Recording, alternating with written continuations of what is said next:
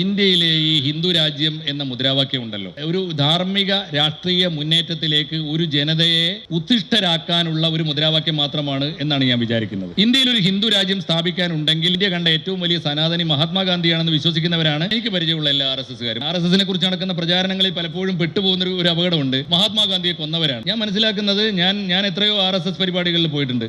RSSന്റെ പരിപാടികൾ, RSSന്റെ ശാഖകൾ ആരംഭിക്കുന്നത് മഹാത്മാഗാന്ധിക്ക് വേണ്ടിയുള്ള പ്രാർത്ഥനയോടുകൂടിയാണ്. ഇങ്ങനൊരു കാലത്ത് എനിക്ക് തോന്നുന്നു വല്ല ഹിന്ദു രാഷ്ട്രവും ഇവരുടെ സങ്കല്പത്തിൽ ഉണ്ടെങ്കിൽ അത് മഹാത്മജിയുടെ ഹിന്ദു രാഷ്ട്രം മാത്രമാവാനേ വഴിയുള്ളൂ. അത് രാമരാജ്യമാണ്, സനാതനികളുടെ രാജ്യമാണ്. ഇനി ഹിന്ദു രാഷ്ട്രം എന്ന് പറഞ്ഞുകൊണ്ടിരിക്കും. ഒരു പ്രധാനപ്പെട്ട എന്തുകൊണ്ടാണ് പറയുന്നത്, എനിക്ക് തോന്നുന്നു ഇവരൊക്കെ തന്നെ അത് ഒരു പ്രത്യയശാസ്ത്രം, വിദൂരമായ ഒരു സ്വപ്നത്തിന്റെ തലത്തിലേക്കല്ലാതെ ഒരു ജനതയെ മൊബിലൈസ് ചെയ്ത് കൊണ്ടുപോകാൻ പറ്റില്ല. അത് രാഷ്ട്രീയമായ രീതിശാസ്ത്രമാണ് ഞാൻ പറയുന്നത്.